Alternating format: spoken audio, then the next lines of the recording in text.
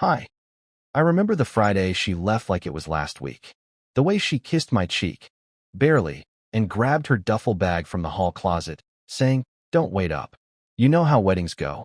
I watched from the kitchen, her silhouette framed in the open door, suitcase wheels clicking against the threshold like they couldn't wait to be away from me. She said it was her cousin Tasha's wedding.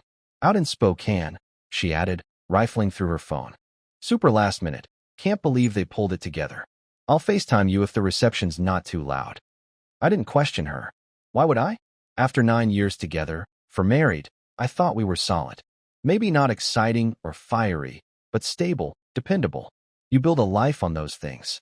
Still, something sat crooked in my chest after she left. It wasn't just that she didn't want me to come, it was the ease with which she said it, like I wasn't even supposed to ask. Like she had already imagined the weekend without me in it. I didn't tell her, but I reached out to Tasha after she left. It was innocent at first. I just sent a quick message. "Hey, wishing you the best this weekend. Can't believe the big day is here. Hope it's beautiful." That was it. Just a kind note. The way you do when you're part of the extended family. Tasha responded 2 hours later with a photo. A lakeside cabin. Fire pit burning. Her husband in a fishing hat, holding up a trout like a trophy. The caption read, "Haha. Thanks, but our anniversary trip is more fishing than fancy. Wedding's not till next May, winking face." I stared at that message for a long time. Read it 3 times. Then again, my ears started to ring.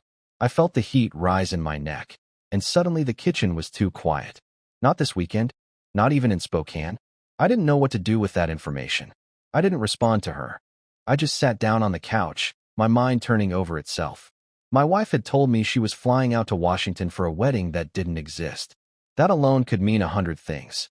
And I wanted, desperately wanted, to believe one of them was innocent. I tried to rationalize it. Maybe there was another cousin? Maybe it was a surprise elopement? Maybe, God, maybe she just needed space, and the lie was easier than the fight. But deep down I knew. The kind of knowing that tightens your chest and refuses to let go. Saturday morning, I couldn't stay still. I cleaned the house like something might reveal itself under the couch cushions or behind the fridge. I vacuumed the baseboards. I rearranged the pantry. I kept checking my phone. No messages. No photos. No calls. By early afternoon, I cracked. I opened her laptop, the one she rarely used anymore since switching to her work tablet. She hadn't even changed the password. I told myself I was only checking her calendar. I didn't want to be that guy, the snooping husband. But once it unlocked, it all started to tumble. There was no flight confirmation in her email, no hotel booking, no Uber receipts, nothing. But there were other things. A message thread with someone named J. Lowe. At first glance, nothing seemed explicit. But the tone, that tone, flirty, familiar, a kind of banter I hadn't shared with her in years. I clicked, scrolled. Thursday, got the tickets. Can't wait to just disappear for a couple days. Then, he doesn't suspect a thing. I told him it's a cousin's wedding. I don't know what hurt more, the lie or the ease with which she wrote it. Like I was some fool in a sitcom. Like this wasn't our life, our marriage, just a prop in whatever play she was putting on that weekend. I sat there, unmoving, hands trembling over the keys. I couldn't even cry. The sadness hadn't arrived yet. Just the shock, like being winded in the middle of a sentence. I closed the laptop. For hours, I did nothing. Ate nothing. Just stared out the window as the late summer light drifted across our quiet street. Then, around 8 p.m., my phone buzzed. Her name lit up on the screen. I answered, my voice even, my heart anything but. "Hey," she said, all breezy and warm. "I just wanted to check in. How's Spokane?" I asked. I don't know why I said it that way. Maybe to give her a chance. A sliver of grace. One last exit ramp. She hesitated. Just for a second. "It's beautiful. Warm for this time of year.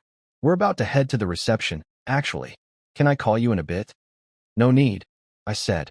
I tried to sound casual, but I could feel the edge creeping into my voice. "Say hi to Tasha for me." She went quiet. Not even a breath on the line. I didn't press. I just let it hang there, like the silence would do the work for me. And in a way, it did. That was the moment her lie began to die. It didn't even make it through the weekend. She didn't call back that night. No texts. No excuses. Just silence. The kind that wraps around you and starts to whisper things you don't want to hear. I spent that night on the couch, staring at the ceiling, the fan circling above me like a slow accusation. I didn't sleep. Couldn't. My thoughts kept replaying the call, that pause after I mentioned Tasha. That's when she knew I knew. I wasn't supposed to ask. I never had before. And now the silence between us wasn't distance. It was decision. By Sunday morning, I had decided too. I didn't yell. Didn't rage. I went to our bedroom, opened the top drawer of her nightstand, and found her spare tablet. Another password I knew. Another device that trusted me. The messages were there too.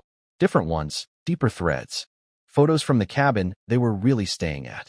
Not Spokane, a remote lodge 2 hours from Tahoe. Him, shirtless.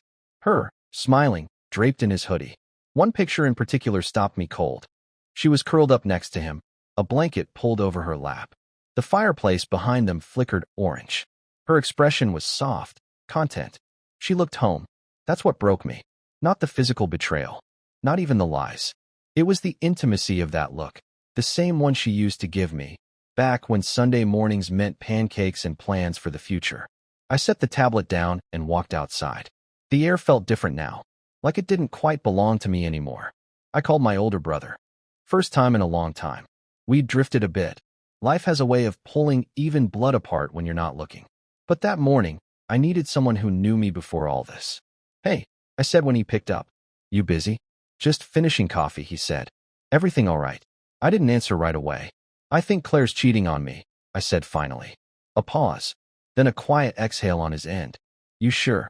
I saw it. Photos. Messages. All of it. Where is she now? I looked at my watch. Still gone. She said she'd be back tonight. All right, he said. You want me to come by? No, not yet. I needed to say it out loud. There was another silence.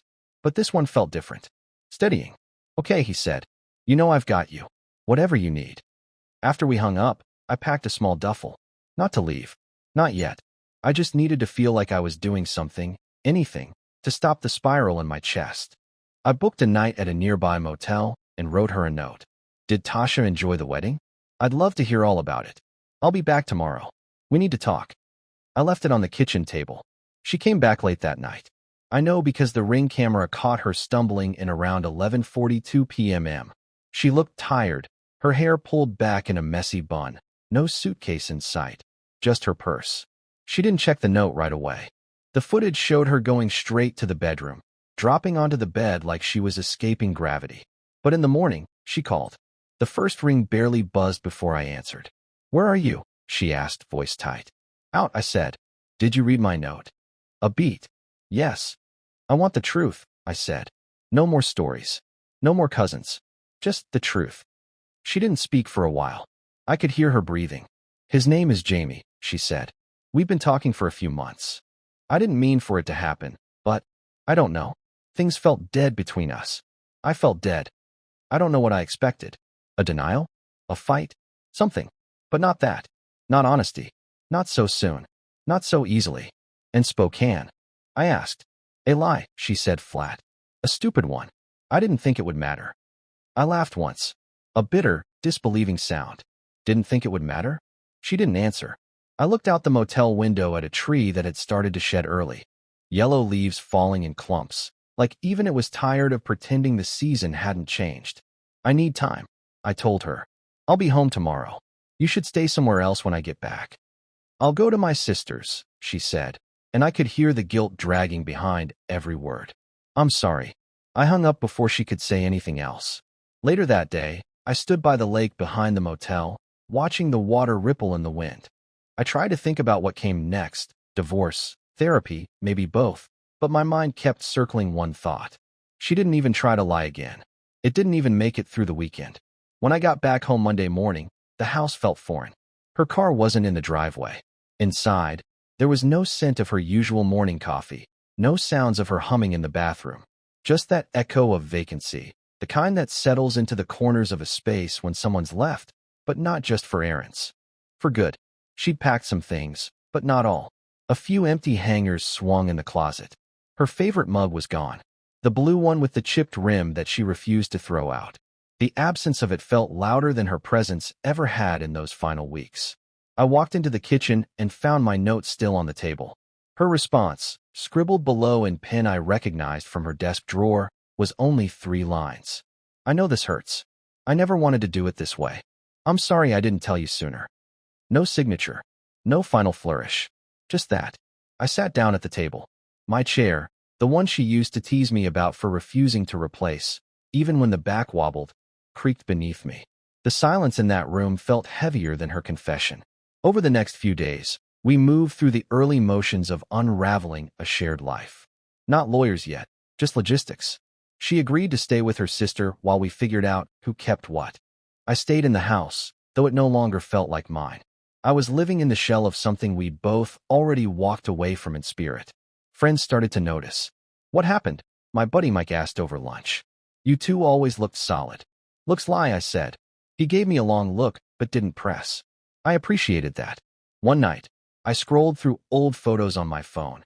Anniversaries, vacations, random candid shots of her tying her hair back or reading on the porch. I didn't do it to punish myself. I think I just needed to remember that there had been love. Real love. Even if it didn't last, even if it got drowned in silence and secrets, it had been there. There was a picture from 2 summers ago. Her, on a cliffside trail in Big Sur, arms outstretched, the ocean behind her. She looked so free. Back then, I thought it was because we were happy. Now, I wonder if it was because she'd already started letting go. 1 week later, we met for the first time since the call. A coffee shop halfway between her sister's place and our house. Neutral ground. She looked smaller somehow. Or maybe it was the weight she wasn't carrying anymore. The secrets she'd set down. I don't expect you to forgive me, she said, stirring a tea she wasn't drinking. But I needed to be honest. Eventually. I stared at her for a long time. Not angry, just emptied out. When did it start? I asked. Last fall, she said. We met at a conference. It was small things at first. Texts. Lunch. I kept telling myself it wasn't a betrayal unless it crossed a line. And then, she looked down. And then it crossed. I nodded. There wasn't anything left to say. Not really. I should have told you sooner, she said. You should have told me before Spokane, I said. Before lying became easier than talking. She nodded. I know. We agreed to proceed with the separation. Peacefully. Cleanly. No dragging it through court unless we had to. There were no kids. No bitter fights about property. Just a slow, quiet ending to something we both thought would last longer than it did. A few days later, Tasha messaged again. She'd heard what happened.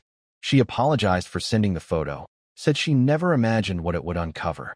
I told her not to apologize. That photo saved me from a lie that could have gone on for years. A truth delayed is still better than a truth denied forever. Weeks passed, then months. The first time I laughed again, really laughed, it was at something stupid. A sitcom rerun, a joke I'd heard before. But it caught me off guard, like joy had been waiting in the wings all along, just biding its time until the grief burned out.